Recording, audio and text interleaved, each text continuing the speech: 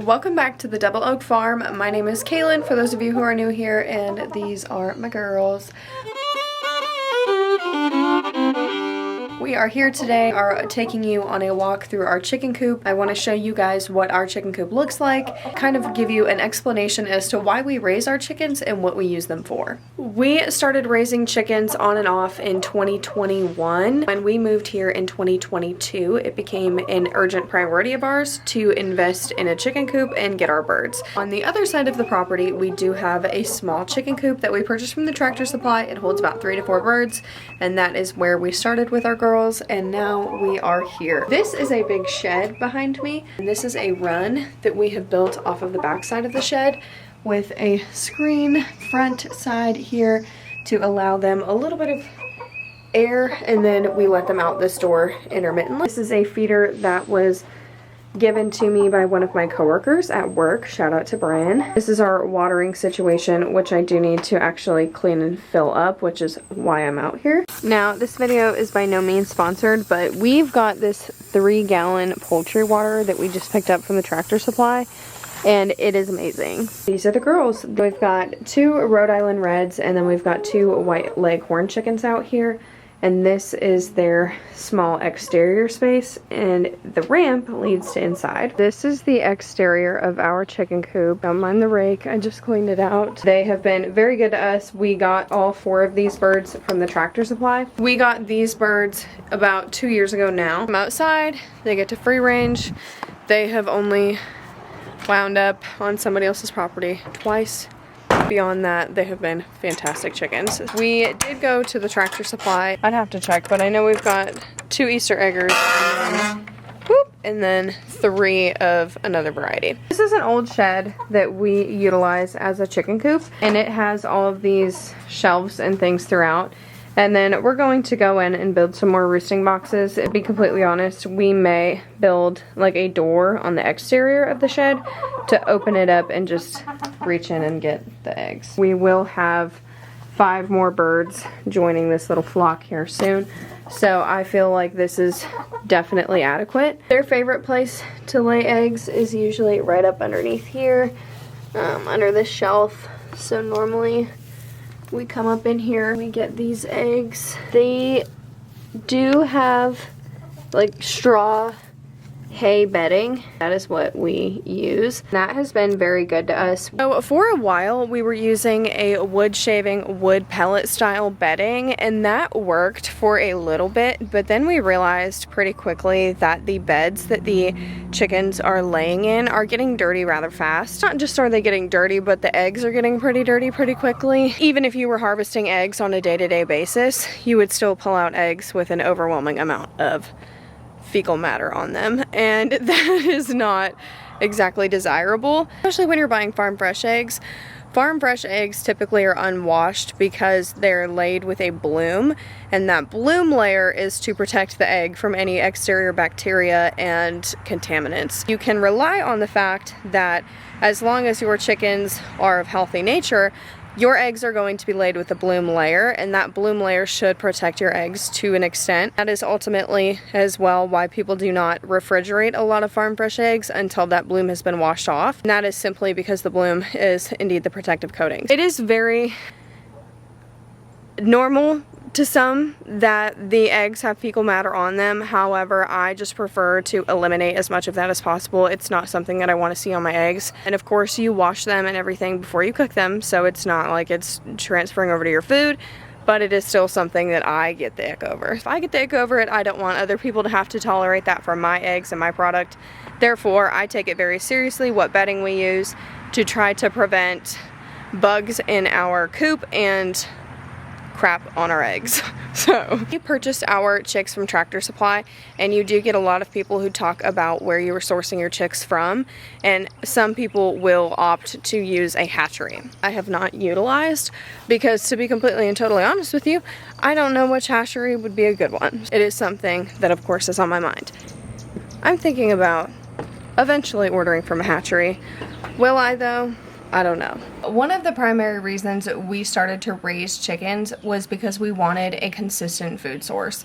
Chickens are a fantastic animal because you do not have to butcher them to get food from them. Butchering animals is not up my alley, not right now. It is not something that I have yet come to agreement with. It will be something that we do at some point. We will raise meat birds with a couple pigs, potentially raise a couple cows, but in this current moment in time, our birds are specifically used for egg production.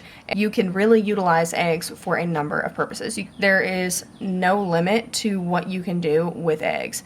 Having a constant source of them, especially when they are as expensive as they have been getting, is incredibly important to us. I know that they're incredibly nutritious. I know where they came from. I know that those chickens are being respected and they are given a good, fulfilling life. I know that they're given place to roam, that they are given comfort, that they're given all of the food and the water and the resources that they need. It just puts some more peace of mind into the food that I'm consuming. Majority of our kitchen scraps we actually give to the chickens because we do not have an active compost. Chickens will get everything from berries to lettuce to... I know there's also a lot of conflicting information online, but we do give our chickens the occasional tomato, cucumbers, pretty much anything scrap from our kitchen. They ultimately turn that around and they give us some pretty nutritious, healthy eggs back. So I think it's a win-win. It makes me feel less wasteful. I have very much enjoyed using chickens for that purpose as well. The other thing that you can use chickens for, which we are going to work towards utilizing, is using their poop for compost. Chicken poop really ultimately just needs to be watered down, so it is appropriate for your garden and so that it can do what it needs to do. I would strongly suggest just doing what we have done, where we put straw and hay in the shed. Chickens, they go ahead, they nest on that, they go to the restroom on it, they do whatever they please. That hay and that straw we can take out of that bed, we can throw in the compost. It can sit out there, it can get moist, it can get wet, it can break down. That is one of our goals this year, is to create a compost and to really utilize our resources in that way. It creates this symbiotic relationship where waste from the chickens goes into the compost, it breaks down, it becomes a wonderful compost that you can then use in the gardens to grow more fruits and vegetables, and then the excess of the fruits and vegetables that you do not have, you can then turn over to your chickens, and the cycle repeats. It builds a very kind of sustainable pattern. It's a good way of decreasing waste out of your garden and out of your homes. And with those 3 chickens, we picked up 3 barred rock chicks and 2 Easter egger chicks. I'm kind of giving myself a difficult time over the Easter eggers, because I wanted to stick to primarily heritage breeds.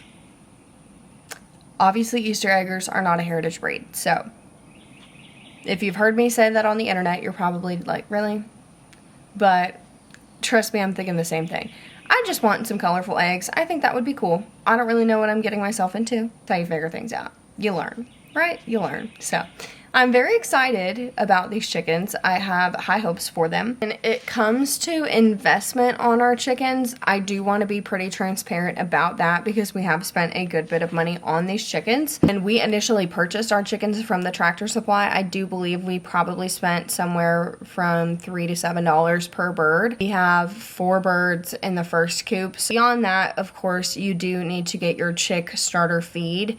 They do run through that like it is nobody's business. So I would just strongly recommend you buy a big bag of that starter feed because you will go through it. That can run you, if I'm not mistaken, around $20. And then I would definitely suggest getting a water and a feeder and a brooder, of course. So to set up a house brooder or a small brooder when you first initially get chicks, I would anticipate an investment of $50 to $100 easy. I think that $50 to $200 is a little bit safer. We do not use a heat lamp. We actually use a stand-up bladeless heating element.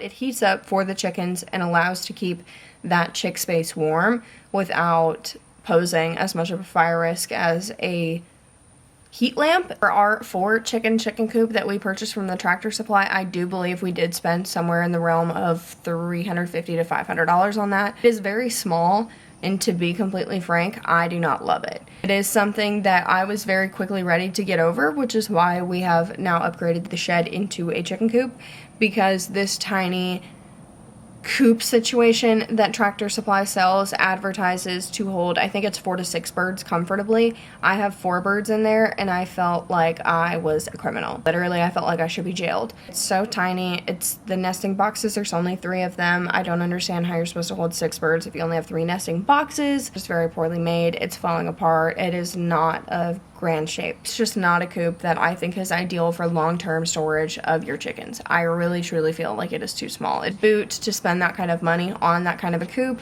and for it to A, fall apart as quickly as it did, but B, house as many chickens as it does in the way that it does. I just really do not love that. I am a firm believer in the more space the better. I don't think animals need to be confined all the time. I think that animals should be animals and they should have the opportunity to do so. The large coop that we have was previously a shed on our property, so that shed we turned into a chicken coop. We just cleaned it right out and we loaded that thing full of hay and straw. Then we put the chickens in there. We did build that exterior run. Brock is of course primarily responsible for that. Most of our laborious projects, he is the one who takes care of them. He's a big, strong, tall guy. That is right up his alley. I am a tiny little petite gal. Not up my alley at all. So he went through and he built this chicken run. I don't really know the dimensions of it, but I do know that it is tall enough for both of us to very comfortably get in it, stand, do all the works. If I'm not mistaken, it's about the same height as the shed itself. He built it so there are 10 sides on both sides, and then of course the screen front, and then we've got doors on both ends so we can let the chickens in and out as they desire. That has been very useful for us. That project, we did use as much spare wood and as much spare tin as possible. I want to say we probably spent somewhere in the ballpark of $200 to $300 on that project overall, and thankfully we had the previous shed to make up for a lot of the cost of that. If we had to go out and we had to frame up a brand new chicken coop, or we had to frame up a brand new shed, or purchase a brand new shed or a chicken coop, that would have been a completely different story. But we were blessed with the fact that when we purchased our home, it came with 2 sheds, and what better way than to utilize them. It's very cute. The chickens have a window and they like to sit up in the window and they actually like to look out of it. It's very sweet. So I strongly recommend doing something to that effect if you are looking for a budget-friendly way to expand your coop. That is just my hot take. The larger the chicken coop, the better, of course. The more space they have, the better, of course. That is our setup. I have nothing negative to say about chickens. I think that owning them has been an absolute delight. We have had no problems with predators. We have had no problems with the chickens themselves having any issues health-wise. So we have been very blessed, very fortunate. And I would recommend them to most anybody who wants to get their foot into raising livestock. I think they're very easy to raise, and I think they're very beneficial to raise. And I think that if you are unsure of what animal you want to start with, chickens are 1000% the easiest place to start. Now that's it. I'm done rambling. I appreciate you guys sticking through yet again another video with me. Thank you so very much for all of your love and support. I appreciate all of the engagement that we receive on these videos. The more engagement we receive, the more people it reaches. So all of the likes and the shares and the comments, you guys are delightful. It changes our world and it changes our way that we are able to farm and the way that we are able to live, where we can continue to expand and continue to grow and continue to supply food to more people. It has been nothing but blessings, nothing but great, and I really appreciate you sticking along today. We are on Instagram, TikTok, and Facebook. Come check us out at Double Oak Farms. And as always, love and blessings. Thanks for watching.